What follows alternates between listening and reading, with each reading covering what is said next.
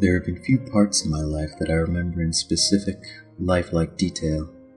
I'm not sure if this to be a blessing or a curse, as there are moments in my life which I wish to forget completely, the most significant of which was the play.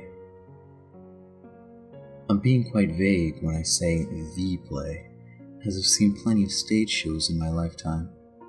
Presentations in the form of movies usually bored me, but there was something about the stage that just made a show different. Live actors, so long as they were good, made the experience much more real to me. And ever since I saw my first stage play as a young boy, I was hooked. I moved to the city and saw shows whenever I could. Some stage plays can be quite expensive, but money was never an issue for something I loved. However, I was especially drawn in when I saw the poster for The Hearts of the Young. I had seen the poster for the show on the streets, not too far from the popular stage theater in my city. What attracted many to this performance was that it was free. Sure, this brought on assumptions that it would be terrible, but who doesn't enjoy free entertainment? The show was being presented by the Masked Midnight Players, who I'd never heard of before. I had done some research on them prior to the show, but I couldn't find any information, which gave me the notion that they were a rather new group. Something I should mention before I go on is that the posters for the show became quite numerous. As the night of the show grew closer, it seemed that I couldn't stroll down a single block without seeing an ad stating, "The Hearts of the Young, free show, this Saturday." I know that a group should have the right to make themselves known, but this got a bit ridiculous in my eyes. They placed ads on cars, put flyers in every mailbox possible, and even put a poster up on visible but private property. This started to become a nuisance to some, until the day of the show finally came. The posters clearly had an effect because word of the show had clearly got out. Despite the fact that the show started late at 10:30, the theater was still rather crowded. Not as packed as I've seen it at other shows, but certainly more than the average night. Since the show was free, it had no problem attracting its crowd. Even still, it wasn't at the highest of expectations for the production's quality. The time was 10:30, and the lights dimmed throughout the theater. Normally, a show would have a form of introduction at this point, but this show skipped it, as the curtains immediately opened to a lit stage. The set for this scene was just a woman character, sitting on a chair in center stage. The woman wore a bright yellow dress, white gloves, and black high heels. This would all appear to be normal aside from what she was wearing on her face.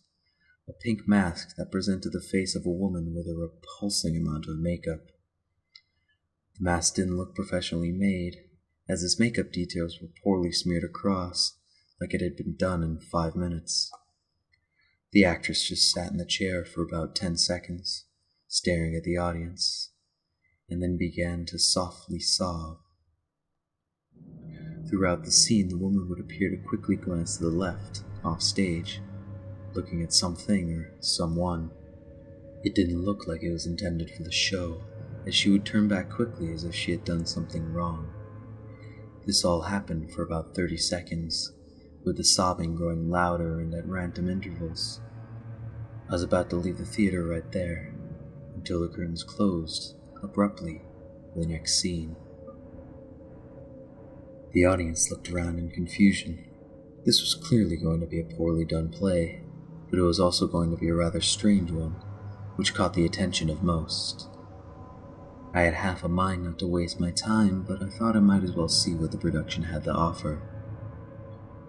The curtains opened again to reveal a scene very similar to the last. The same masked woman was sitting in a chair, crying. There was another actor, though, who appeared to be male, so I'll address him as such. He wore a black formal suit with a red and yellow tie that appeared very out of place for the rest of his outfit. He was masked too, but he wore a large gas mask as opposed to the female in the chair. He was just standing behind the woman in the chair with his arms in front of him. Because of the mask, one obviously couldn't see his face, but I could sense a sort of expression on it regardless. It felt like he was anticipating something, occasionally looking down at the woman with intent. The stage was like this for about 20 seconds, then the curtains closed once again. At that moment I decided I was done. The show was different, sure, but I had better places I could waste my time. I was making my way to the exit when the curtains opened to a completely different scene. The set change seemed way too fast, for the curtain was only closed for a few seconds before opening again. Everyone gasped at the sight. The same woman was on the stage, still in the chair, except she wasn't sobbing anymore. She was screaming. Her dress that the woman had been wearing was torn, with some visible cuts to her skin on her legs and torso.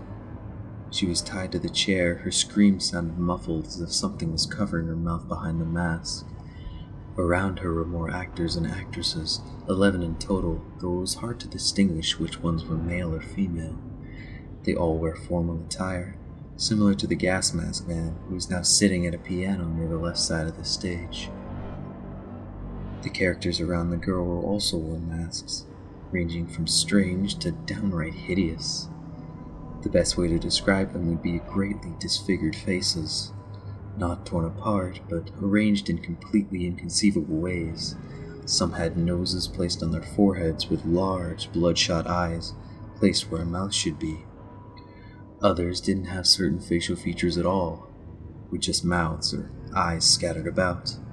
Their heads were all turned to the girl, in a manner of eager anticipation if I had to guess. The gas mask actor looked at each one of the men and women surrounding the girl, and then looked into the audience. Then, he began to play the piano. He played an overly upbeat and obnoxious jingle tune. I haven't heard it before in my life, but it sounded very similar to that annoying Christmas melody you would hear on the radio constantly. I only heard the specifics of the song for a moment, as the curtains closed a few seconds after.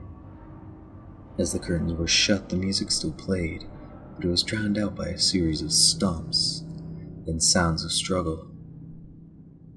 It was a barrage of noises that happened in a short time, so sorry if I'm not being very specific, but the woman's screams were more louder than any time before. There were sounds of the chair breaking to pieces, then the ambience of the crowd pushing and shoving each other.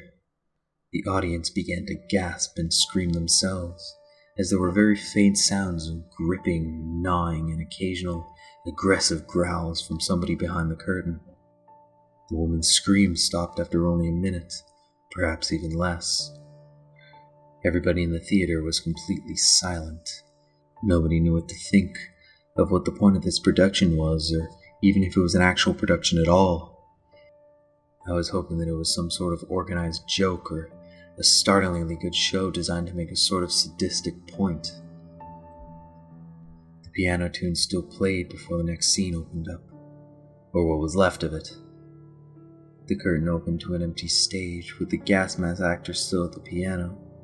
There were bloodied pieces of the chair on the center of the stage, with more red smears all around it. Aside from what appeared to be blood, there was no trace of the woman who was sitting there before. The gas mask man finished playing, and then walked towards the center of the stage. He then looked at the stunned audience, bowed formally, and exited to the right of the stage. The curtains closed, and everybody was left silent. I suppose everyone was just as hopeful as I was to see some sort of conclusion to this so-called show, but there was none. Once the gas mask man left, that was it. The theater was filled with the panicked whispers and calls to family and the police. The police arrived quickly, did a quick investigation, and then evacuated the theater. The theater was closed for more than a month after the incident. I had no intentions of seeing another show for a while anyway. Following the night of the show, I of course had nightmares, as I imagine the entire audience did. I still clung to speculations that the show was still some sort of setup, made to scare its audience in the most realistic way possible. I almost fully believed this, until the authorities finally released the report on the incident. The crying and screaming woman, the one in the chair, was no actor. She was the woman who had gone missing shortly before the show. She had only been missing a few hours, so there had been no reports of her missing. Nobody was able to identify her because of the mask she was wearing on stage, and her muffled voice was assumed to be because of some sort of mouth gag. The blood left on the stage was confirmed to be her own. The so-called actors involved with the production have not been identified. When the police searched backstage after the show, no trace of the suspects were found, aside from a single note placed at the exit. The hearts of the young always taste best.